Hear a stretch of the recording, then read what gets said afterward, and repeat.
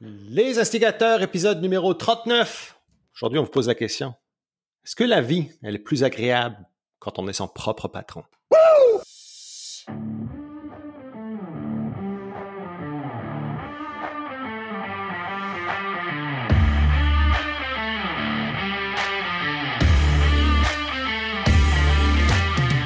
Vous écoutez Les Instigateurs, le podcast de contenu explicite pour entrepreneurs francophones. On parle des meilleures pratiques d'affaires sans dentelle ni gants blancs. On laisse de côté la rectitude politique, les conventions sociales, dans le but de briser les mythes et faire de vous de meilleurs entrepreneurs. Mon nom est Mathieu Dumont, son nom est Dave Ruel. Bienvenue sur le show.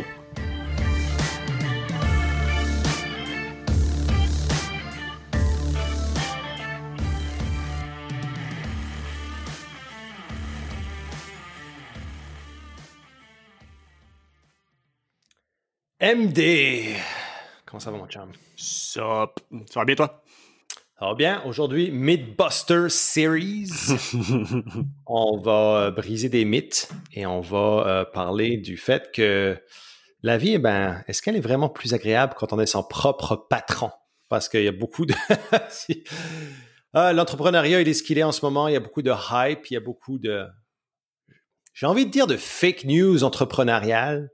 Et puis aujourd'hui, on veut casser un petit peu ce mythe-là par rapport à toute peut-être la glorification qui vient avec ça. Là. Oui, parce que tu sais, je vois tellement les classiques de l'employé qui blâme le patron. C'est facile à dire, toi t'es le boss, tu fais ce que tu veux, blablabla. Puis de l'autre côté, les entrepreneurs, ils disent ouais, finalement, c'est de la merde, j'ai juste ça à gérer, je fais que gérer du trouble, des garderies. Fait qu'on aurait dit que personne n'est content, tout le monde a envie la flexibilité de l'autre. Donc, je dis que bon, on va faire l'état de la situation, voir qu'est-ce qui est vraiment mieux, ça vaut-tu la peine, la vie est-tu vraiment si rose que ça quand t'es entrepreneur? Vous posez, les statistiques le démontrent, là. Il y a une business sur 3 au Québec qui t'offre 3 ans, là. Fait que, pas mal sûr que si tu demandes aux 2/3 des autres qui ont fermé en 3 ans, ta vie était-tu vraiment mieux en étant ton propre patron? D'après moi, la prémisse est assez négative en partant, là. Ouais, non, c'est ça. J'ai l'impression puis on en a beaucoup parlé déjà dans l'ère des médias sociaux, toute cette glorification-là et tout le côté superficiel qui vient avec l'entrepreneuriat qui n'est pas du tout représentatif de la vérité. Et souvent, j'ai l'impression qu'il y a, tu sais, moi, je suis pro-naïveté quand ça vient en business dans un sens où comme j'aime le côté, tu sais, comme du beginner's brain, là, la personne qui rentre sans nécessairement savoir ce qui va se passer. Fait que je suis pro ce côté-là, mais aussi dans un sens de comme cultive cette naïveté-là tout en étant très bien conscient que ce sera pas une joyride qui t'attend. Ce sera pas, tout va pas se passer comme sur des roulettes. Et souvent, puis ça nous est tous arrivé à un moment donné dans notre carrière entrepreneuriale, là. Il y a un moment donné où shit hits the fan, où tu arrives à des situations qui sont super complexes, puis dans lesquelles tu veux pas te retrouver, puis tu es comme, tu sais, j'envie, puis ça va te passer dans la tête pendant quelques secondes, là, te dire, là, je commence à envier la personne qui fait son affaire, qui a fini à 5 heures, puis qui a son chèque de paye, là, puis ça c'est 4 semaines de vacances payées. Par souci de transparence, parce que je trouve ça important. Je suis présentement dans une étape comme ça, je pense, là, je commence à m'en sortir, mais dans la dernière semaine, là, je te dirais que ça, c'est quelque chose qui, à la limite, ça serait un autre sujet. L'overdose de l'entrepreneuriat aussi, là, à un moment donné. De dire genre, OK, c'est pas parce que ça va mal, ça va super bien pis tout, mais juste comme la charge mentale qui vient avec, je suis comme, j'ai-tu encore du fun? Je sais pas, comme pogner un plateau en tant qu'entrepreneur, là. Faut pas penser que, justement, on sort de l'entrepreneuriat où on envie les employés juste quand ça va mal. Absolument pas. Ça peut aller très, très bien, puis juste genre, ouais, je fais que... Remarque, c'est peut-être parce que de mon côté, avec Didac, on est un SaaS business, donc t'as des clients qui sont parfaits, adorables, qui nous rappellent pourquoi on fait notre job, puis t'as des... Je fais attention à ce que je dis. En fait, c'est même pas... Ceux-là sont pas des clients, c'est des personnes qui sont clueless puis qui nous posent des questions, qui nous grugent du temps inutilement. Mais je suis comme... J'ai pas le choix, ça fait partie de la job, mais en même temps, ça bouffe tout le fun. C'est comme... j'ai-tu vraiment du fun? Ça vaut-tu vraiment la peine encore? Là? Fait que... Mais est-ce que Mathieu Dumont serait en midlife crisis entrepreneuriale en ce moment? Non, La crise. je pense pas, parce qu'en même Ben, temps, je veux dire, je garde un œil pour des nouveaux projets, parce que je pense qu'à la limite, c'est ça, c'est comme, sans dire que Didac c'est rendu trop facile, j'ai besoin de challenge, donc je regarde les opportunités pour peut-être embarquer avec embarquer associé avec quelqu'un excellent technique, mais qui est clueless entrepreneur. Mais, fait que, tu sais, je sais que j'ai encore ce feu-là, donc je ne pense pas avoir le classique crise de la quarantaine entrepreneuriale, là, mais non, ça ne veut pas dire non plus la crise de quarantaine que tu sais, entrepreneuriale qu'il faut tu sais, de tout colisser puis de changer non. complètement de vocation. C'est vraiment le. Puis je me suis posé beaucoup la question ces temps-ci là-dessus parce que puis honnêtement, je pense que 100% des entrepreneurs passeront à travers une certaine type de ce qu'on appelle la midlife crisis entrepreneuriale. C'est qu'il y a un moment donné dans une carrière, on va se repenser nos priorités ou nos valeurs peut-être. Moi, je pense que nos valeurs ne changent pas. Je pense qu'elles restent les mêmes, mais elles vont être chambardées, elles vont être shufflées, elles vont changer d'ordre, si tu veux, de priorité. Et à partir de ce moment-là, quand on change, ça peut être par rapport à des événements, ça peut être par rapport. Puis souvent, c'est un mix de comme événements mixés avec le nombre de temps qu'on est en business, avec notre expérience, si tu veux, et le besoin de contribuer d'une autre façon, le moyen de se challenger, de passer peut-être à un autre niveau. Parce que quand tu regardes une crise de la quarantaine régulière, c'est quoi? C'est regarder sa vie par en arrière puis se dire « Ah, fuck, j'aurais dû faire ça, j'aurais aimé faire ça, j'aurais aimé faire ça. » Alors que la crise de la quarantaine entrepreneuriale, c'est vraiment de regarder vers l'avant, de se reposer, de se reconsidérer actuellement de ce qu'on est en train de faire, puis de se dire, OK, comment est-ce que... J'ai tout ça à faire encore, puis j'ai de moins en moins de temps. Et, exactement. Ben, ça a tout à voir par rapport à la réalisation de notre propre mortalité. Là, se dire, OK, oh shit, je vais mourir un jour, là, puis ça s'en vient, puis j'en ai plus fait qu'il m'en reste à faire, kind of thing. Là. Puis quand tu sais, quand tu es un entrepreneur, souvent, je pense pas que les entrepreneurs se voient être aussi avec autant de vélocité à 90 ans qu'ils en avaient à 35 ans. Là, Fait que dans le fond, on veut pas, je suis pas un gars qui prône la retraite, mais on s'établit que comme je vais peut-être avoir un petit peu moins de gaz dans le tank.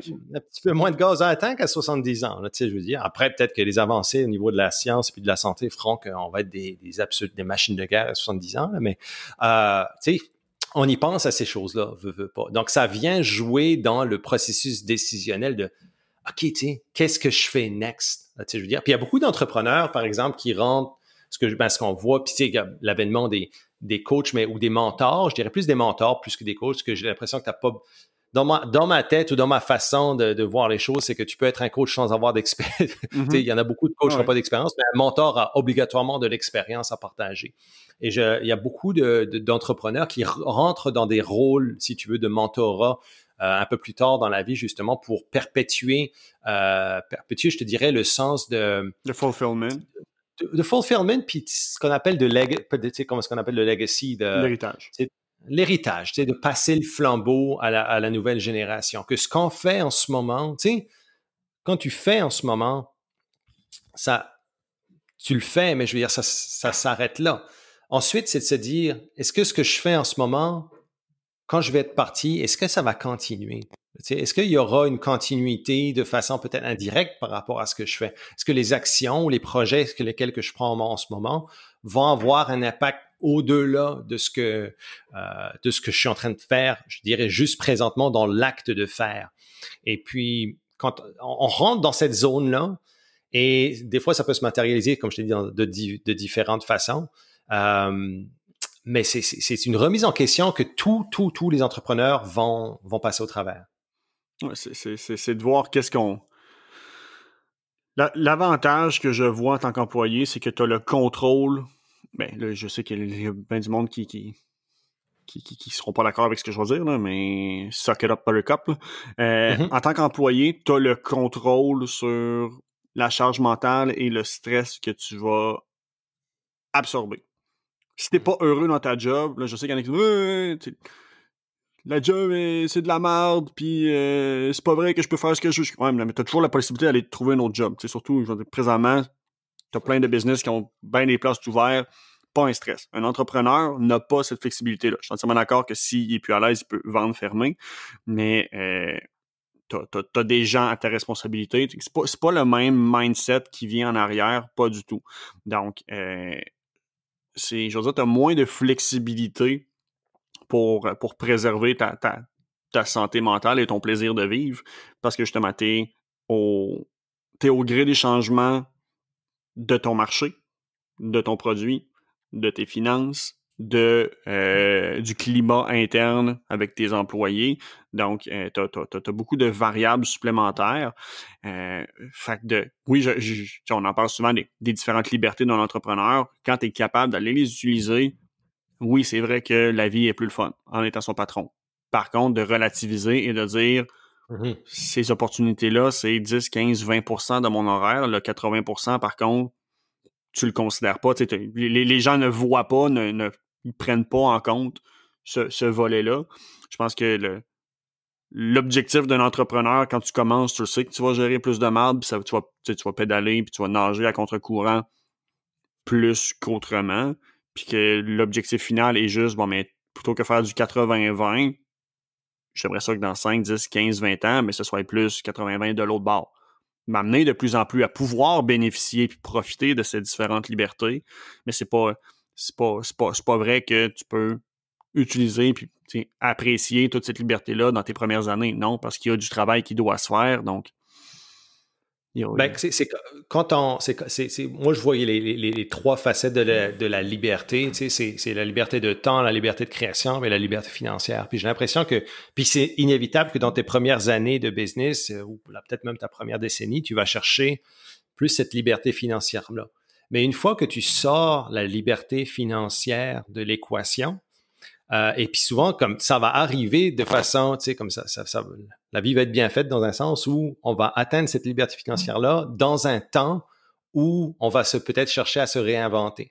Et là, c'est de voir, okay, on va voir beaucoup qu'on va rechercher, oui, la liberté de temps, donc faire des choses qui nous fulfill, qui nous parlent, mais aussi la liberté créative où tu es comme, OK, je veux vraiment faire quelque chose qui me fait grandir à un autre niveau, qui m'amène à un autre niveau ou qui va impacter à un autre niveau. Donc souvent, c'est ça, quand on retire le côté de liberté, quand on a atteint cette liberté financière-là, on va aller chercher ces autres facettes-là de la liberté qu'on a peut-être un peu plus négligées dans le processus d'aller chercher la liberté financière, et on va s'amener vers beaucoup plus une optique de création, etc., où on a besoin on veut peut-être un peu moins de contraintes, on veut moins de contraintes de temps pour justement avoir plus d'ouverture pour créer. Parce que moi, je pense que l'entrepreneur est un artiste pratique. Et j'ai l'impression que plus on va dans le temps, le plus notre côté artistique va probablement ressortir, ou le besoin de création, le besoin d'être cet artiste-là va sortir, si tu veux. Ce qui est fort possible, mais en même temps, tu sais, je sais pas. De mon côté, j'ai l'impression que plus que je vieillis, moins que je suis artiste ou artistique. Là, c'est sûr que je comprends que toi, c'est l'artiste du problem solving que tu essaies de démontrer. Là. Oui. Mais je sais pas, tu sais, il y a tellement pas un parcours qui est le même que c'est difficile de s'avancer là-dessus. Par contre, d'être son propre patron, comment je pourrais dire, tu sais, as-tu déjà regretté, je vais le dire comme ça, as-tu déjà regretté d'avoir pris ce gamble-là? Ah non, jamais, parce que je pourrais pas faire autre chose. Tu comprends-tu? Il y a jamais eu un regret, mais tu comprends que, comme je t'ai dit, il y a un moment dans des périodes plus creuses, il y a toujours ce côté-là, à un moment donné, qui va te dire, je te dis, pendant 2 ou 3 secondes, tu vas te dire, ce serait tellement plus facile, là, tu sais, parce on est squeezé, on a sorti tout le jus, là. Puis c'est normal, tu sais, de se dire ça, mais j'ai jamais, ever regretté mon parcours, ou, tu sais, comme, j'aime pas dire devenir entrepreneur, parce que, tu sais, c'est pas jamais quelque chose qui m'a comme effleuré la tête que, oh, je suis un entrepreneur à partir de ce moment-là. C'est quelque chose que, ça s'est juste passé, là, tu sais, c'est mon profil, mais non, j'ai jamais regretté ma décision de prendre le contrôle Malgré les périodes de ma creuses qu'il y a eu, tu destinée. sais, corrige-moi, tu sais, je veux dire, peut-être qu'encore là, ce n'est que moi, mais j'ai l'impression que être son patron, donc rouler sa business, c'est vivre le Terrible 2 avec un enfant, mais en continu. C'est-à-dire, tu gères de la merde, puis c'est de la crise, c'est pas le fun, mais de temps en temps, il y a une affaire qui fait comme Asti que c'est cute. Puis genre là, ça te rappelle du pourquoi. Puis ça te fait oublier toute la merde. Fait que, tu sais, c'est comme un long process de sprint de merde. Puis là, comme, OK, le break que je prends, il fait vraiment, tu sais, il est vraiment le fun. OK, puis là, ça te rebooste Ouais. juste assez pour repartir dans. Fait que Mais moi, faut faire attention avec ce mot-là, avec, tu sais, comme, on va bien définir, on va définir la marde, tu Oui, non, comprends? non, Parce que absolument, absolument, absolument. c'est une marde, moi, puis c'est comme, Elle est faut pas le volontaire, là, prendre on comme, l'accepte, là. oui, c'est une marde positive, là. C'est une marde qui sent bon, veut pas, là. Parce que, allez, comment je pourrais dire ça? Souvent, on va le prendre comme quelque chose de négatif. Fait que c'est dire, oh my God, tout ça, c'est négatif, c'est négatif, c'est négatif, pour ce petit moment de positivité-là, pour ce petit reward-là. Tu sais, ça fait partie des plaisirs, moi, je trouve, de l'entrepreneuriat. C'est justement, tu sais, quand c'est comique parce qu'on en a jasé la dernière fois sur les médias sociaux, mais le plaisir de pouvoir utiliser notre muscle créatif pour gérer cette marde-là. Là. Tu sais, que c'est pas nécessairement quelque chose de négatif, mais quelque chose qui fait partie de la job. C'est comme se dire, avec t'as un enfant, là, puis tu te dis, tu sais, je prends la décision de fonder une famille, mais oh my God, tu sais, je veux pas dealer avec tout ce qui est changement de couche et puis crise d'adolescence. Puis ça fait, tu comprends que ça fait partie de la job, ça fait partie de la game. Tu sais, faut être conscient que quand on prend la décision d'aller d'être son propre boss, tu sais, on est maître de sa propre destinée, mais on a toutes les responsabilités qui viennent avec ça. Et on doit toujours les aborder de façon positive, parce que ça fait partie de la game.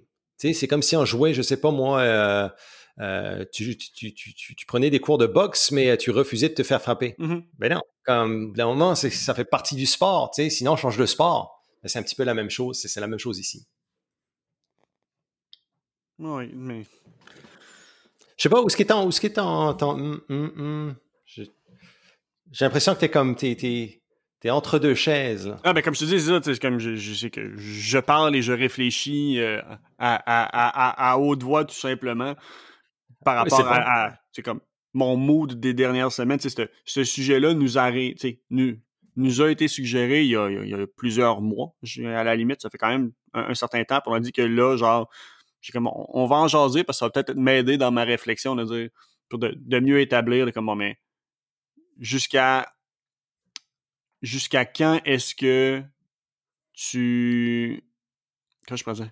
Tu sais, la distinction entre l'acharnement, la résilience, puis ne pas tomber dans l'orgueil aussi. Parce que, tu sais, être son propre patron, oui, c'est très le fun. T'as la flexibilité, t'as la possibilité de créer ce que tu veux. T'as la chance d'avoir un impact incroyable sur les gens. Par contre, mettons, si je prends mon cas spécifique, je me rends compte que je le savais déjà que j'étais très sauvage, mais de plus en plus, je pense que je suis pas assez sauvage encore.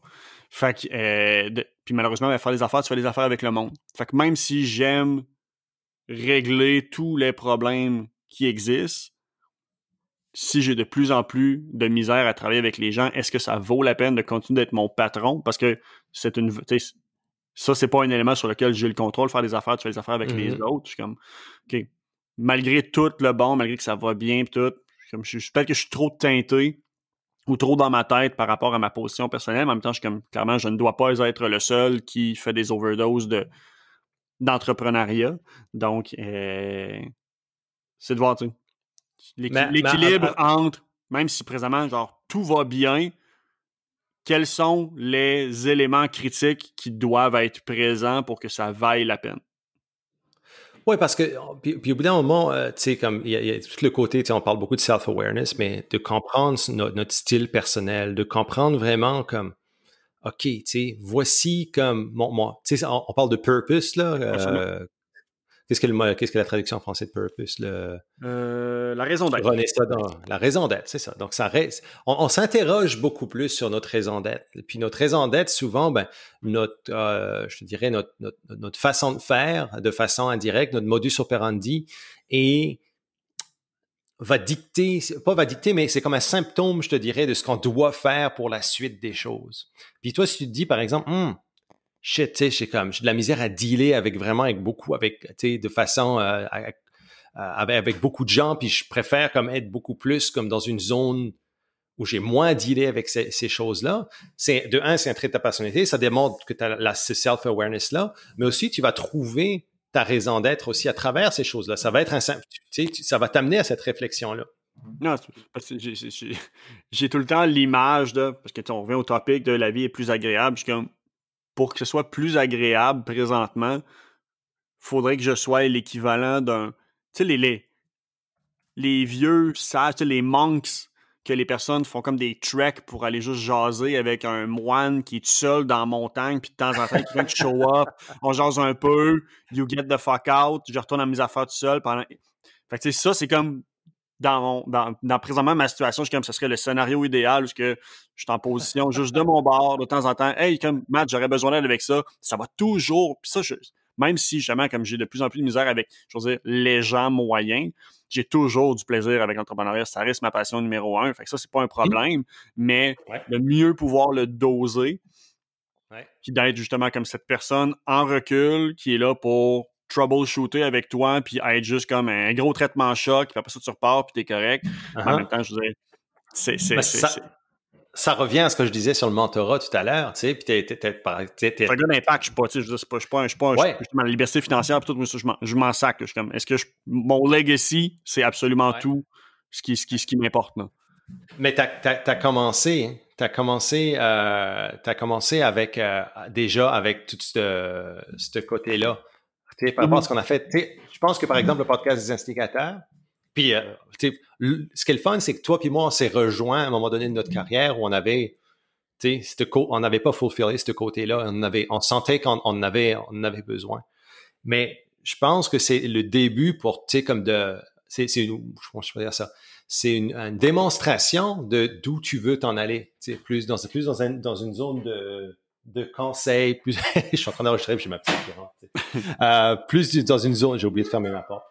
OK, les filles, il va falloir sortir. Les beautés de travailler à la maison et d'enregistrer son podcast. Allô, les filles. Venez parler, dites allô au podcast, dites allô aux auditeurs. Parle, Charliana, dis allô. Allô. Tu vas-tu avec Mika? Je vois personne. Ben non, parce que je parle sur la radio. Ah! Ouais. OK. OK, bye là, have fun. Oh my God. D'habitude, c'est que là, j'enregistre dans mon bureau. D'habitude, j'enregistre dans ma crypte, qui est ma place où je fume des cigares l'hiver. Et c'est ça. J'avais oublié de barrer ma porte, mais tu vois. Easy access.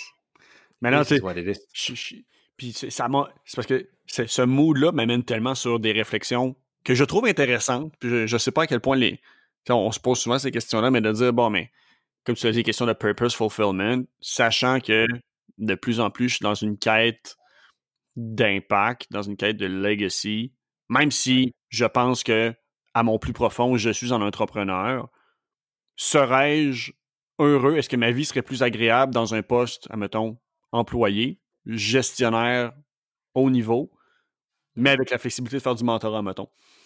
Puis c'est là qu'on aurait dit que ça me shake dans la notion de, justement, est-ce que ma vie est plus agréable parce que je suis entrepreneur en étant mon propre patron, ou est-ce que ma vie est agréable parce que j'ai un profil entrepreneurial, mais ce n'est pas nécessairement à cause que je suis la notion d'être mon patron a-t-elle réellement un impact dans la question?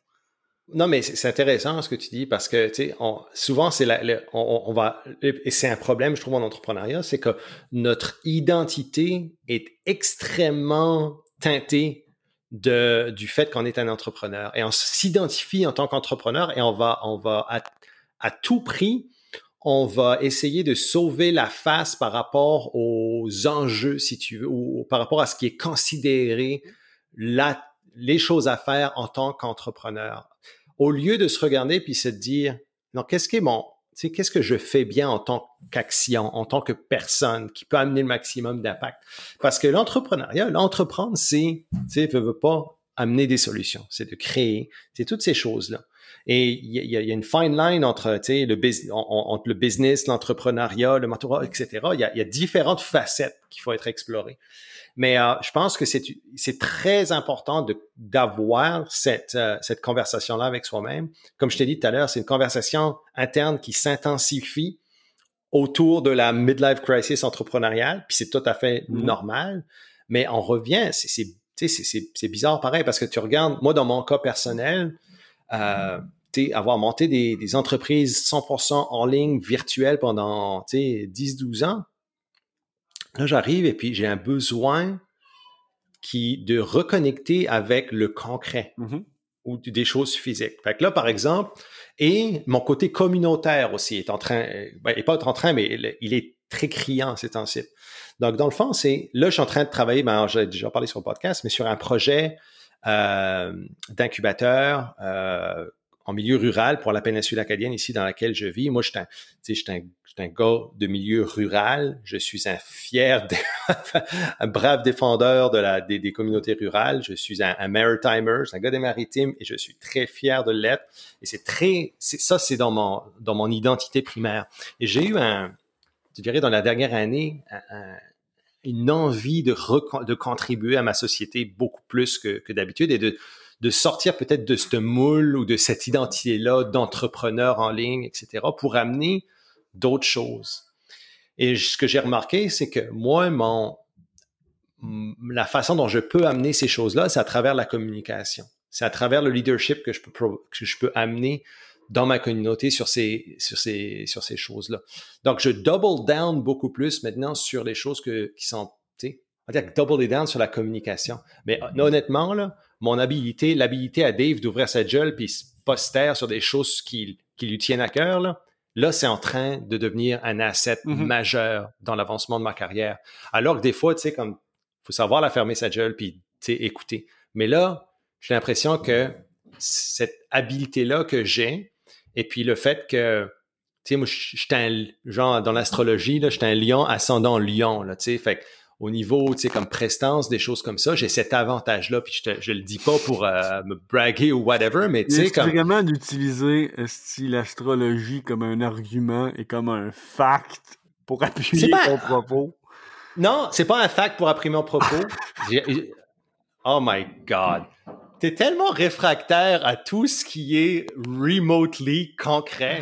Moi, écoute, no joke, je crois je crois, mais je trouve que ça super intéressant. Peut-être que c'est une coïncidence, mais honnêtement, ça dérange pas. C'est vraiment comme, je l'ai fait ces choses-là, puis je trouve que, honnêtement, c'est très accurate. C'est bizarre, puis c'est très non linéaire, etc., mais puis, en tout cas, regarde, tu prends ce que tu veux, Mathieu. J'ai pas besoin de me justifier là-dessus. Vas-y, mon beau petit lion.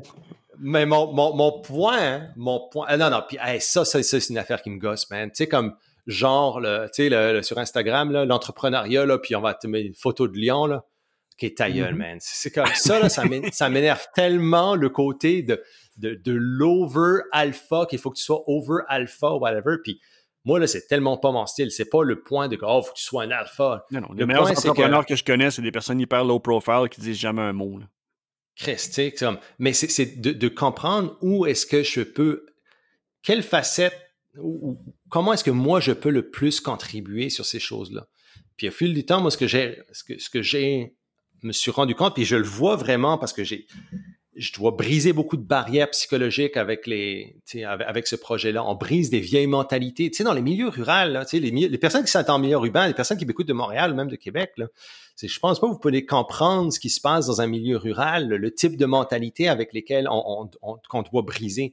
Puis c'est pas parce que les personnes sont pas avancées, c'est que c'est une question culturelle. Fait que, tu sais, tu travailles avec avec des personnes qui n'ont pas le même point de vue parce que they don't know any better. Mais mon point là, pourquoi j'ai réussi à faire avancer puis c'est pour ça aussi qu'il n'y a pas d'incubateur en milieu rural. Il y en a pas. Il y en a un autre en Nouvelle-Écosse, mais sinon, il n'y en a pas. Mais c'est le fait de pouvoir amener mon point de façon, je te dirais, convaincante en utilisant mes assets, là, tu sais, et de pas avoir peur de le montrer pour faire avancer les choses. Puis moi, je suis convaincu que quand on va sortir, ce projet-là va sortir dans ma communauté, ça va être quelque chose, là, on va dealer avec quelque chose, avec une legacy, on va dealer avec quelque chose qui va aider ou contribuer à ma société pour longtemps. Puis je le dis pas parce que, tu sais, c'est ça que c'est là.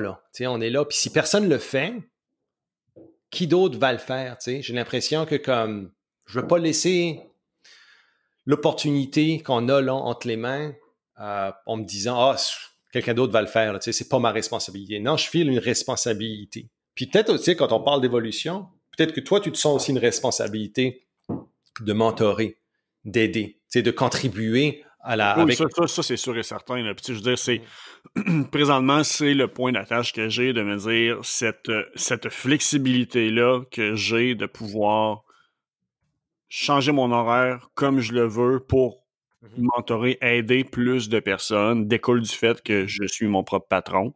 Donc ça, je ne pense pas que je pourrais avoir ça dans une optique où je suis un employé ou un gestionnaire. Non, en effet, parce que mon focus premier se doit d'être l'entreprise qui m'emploie.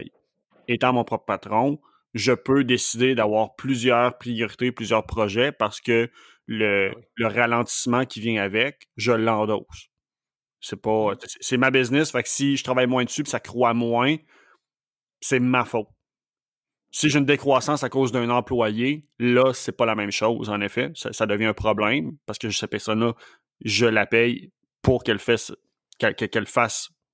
cette tâche-là, cette responsabilité-là. Fait que c'est comme là mon point d'attache sur le fait qu'en effet, ma vie présentement, oui, elle est plus agréable parce que je suis mon propre patron pour cette flexibilité-là, mais en même temps, il y a tout, comme on l'a mentionné, la charge mentale, la gestion de la garderie interne, des choses comme ça qui vient avec.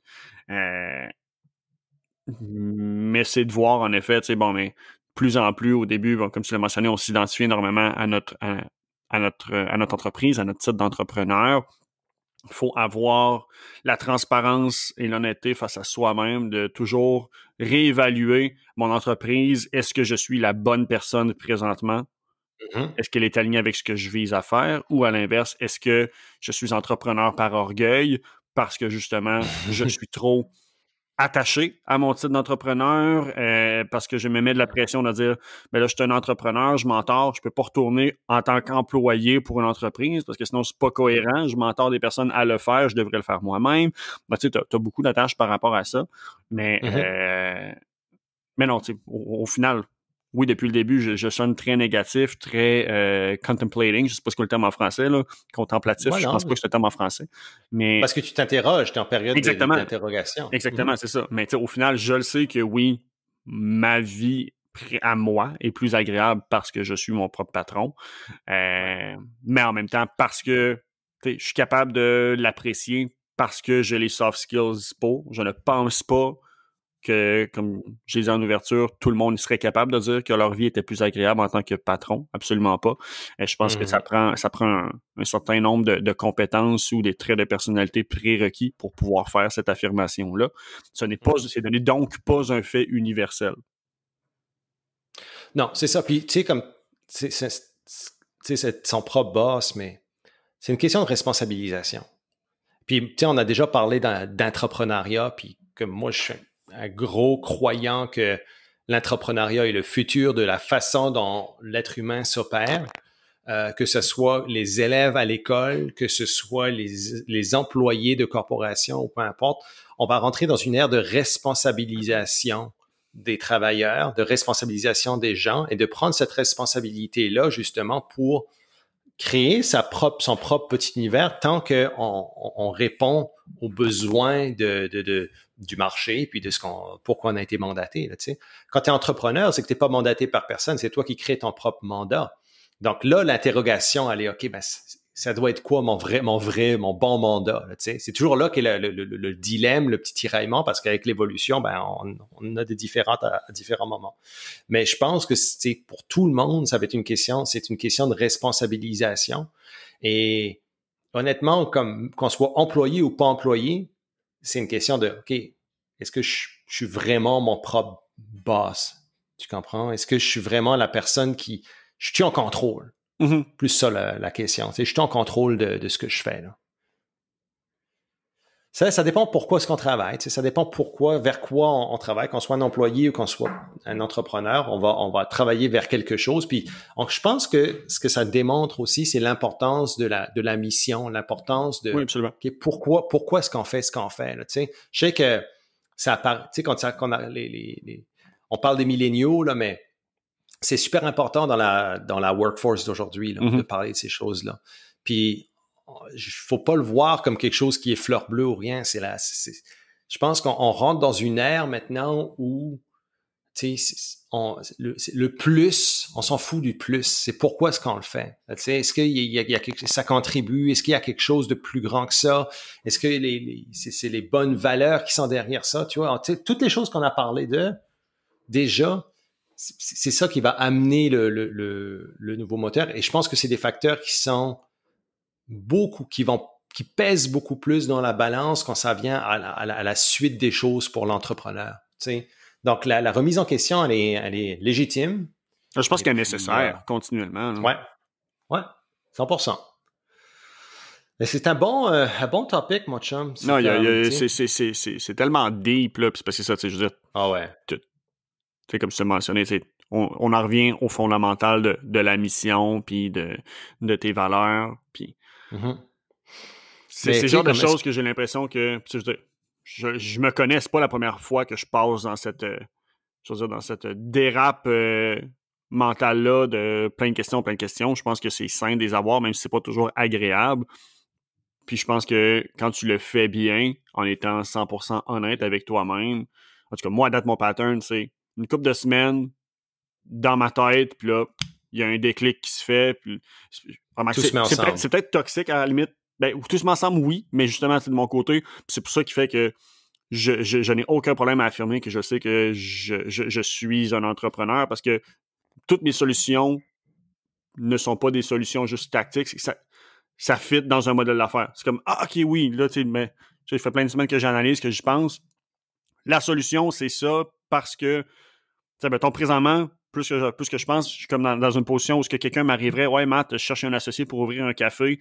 Je sais que ça, pour moi, c'est une solution viable. J'ouvre un café, ce qui fait que je peux nourrir mon besoin de monde mais en étant en retrait. Les gens viennent sur place faire... C'est comme ça devient un autre asset de mon écosystème de business qui peut être une solution. Puis je réponds à plein de besoins, mais toutes mes solutions tombent dans un mode entrepreneurial. C'est pas juste une solution de « Ah, je vais faire X, c'est réglé ». Malheureusement, non. C'est tout le temps... Toutes les solutions ne sont pas la finalité, mais ouvre un nouveau projet, je vais le dire comme ça. Mais bottom line, l'entrepreneuriat est un mindset absolument. Et non pas un statut. Et puis, il faut faire attention quand on va se dire comme je suis plus agréable parce que j'ai mon statut d'entrepreneur, pas nécessairement. Non. Est-ce que c'est plus agréable quand on est dans son mindset entrepreneurial? Je pense que ça peut être un bon point pour un bon parting quote, là, mais comme c'est dans le fond, c'est que c'est ça. Je pense que c'est vraiment agréable quand on est dans son sweet spot entrepreneurial et non pas quand on est dans l'ego du statut entrepreneurial. Quand on essaie juste d'étirer le titre et le statut. Ouais, c'est ça. Bonne réflexion. Posez-vous la réflexion. J'aimerais vous entendre aussi par rapport à cette réflexion-là, mais c'est quelque chose, on peut aller très deep on prend beaucoup de tangentes, là, mais c'est... si vous êtes dans ce beat-là, n'hésitez pas à m'écrire, on va réfléchir ensemble, puis on va s'aider à trouver nos solutions. Un bon petit brainstorm avec exact. Matt. Mais si vous l'êtes, dites-vous aussi que c'est tout à fait normal de ces remises en question, ces processus d'évolution. Donc, et c'est ultra sain. Là. Moi, je pense que c'est... Je pense qu'il y a trop de monde. On a déjà parlé du burn-out puis du burn-out professionnel. Là, théoriquement, s'il y a autant de gens qui se rendent là, c'est parce qu'il n'y a pas assez de personnes qui se posent et qui se permettent de se questionner sur ces questions-là fondamentales. Oui, puis malheureusement, c'est qu'on va se les poser quand c'est souvent trop tard quand on a le dos à côté au mur. Ça, attendez pas ça. Soyez proactifs. Puis ça vient avec l'âge, honnêtement, comme plus tu avances dans ta carrière, plus ça va venir. Puis ça fait partie du processus. Là. Yep. All right, mon chum. Bonne réflexion. Je vais te laisser penser. Je vais te laisser à ta réflexion. Je vais te laisser monter à ton monastère pour ta dose de méditation. Si quelqu'un veut s'ouvrir un café à Stoneham, écrivez-moi pour jaser. Puis je t'enverrai mes fiches sur l'astrologie. Ouais, ça va être beau. Oh my God. Un jour, tu vas t'ouvrir au côté. Un jour, tu Je vais deviendras un peu ouvrir plus mon éduqué. troisième œil. Ah non, mais tu sais, comme je veux dire, il y a une fine line, là, tu comprends-tu? Le woo-woo est pas, c'est pas juste le. En tout cas. Ça pourrait être un bon épisode quelque temps. Ah, il serait très court.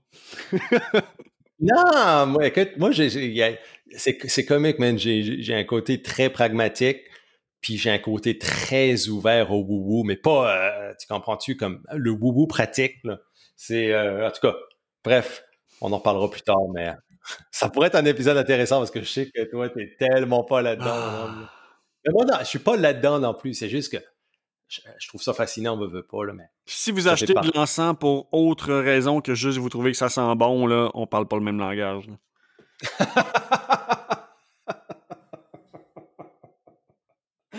Oh, on devrait faire un TV show où on exposerait Mathieu Dumont à l'ésotérisme. Ce serait tellement drôle. Oh my gosh. Oh my God. OK, bon. Ça va être ma réflexion pour la semaine. Oui, ça va être ma dose d'humour interne pour la semaine. Pratique ton pitch de vente parce qu'il va être dur en crise, moi, te le dire. Moi. Oh, je te vends rien, mon homme. Je vais juste mettre de l'encens autour de toi et tout va s'arranger. That's it. Je vais aller brûler de la sauge. Entre-temps, brûle pas tes ribs et puis fais attention dans ton processus de réflexion. Yes. Salut tout le monde, bonne semaine. Merci encore d'écouter les instigateurs et on se parlera la semaine prochaine. Salut tout le monde. Goodbye!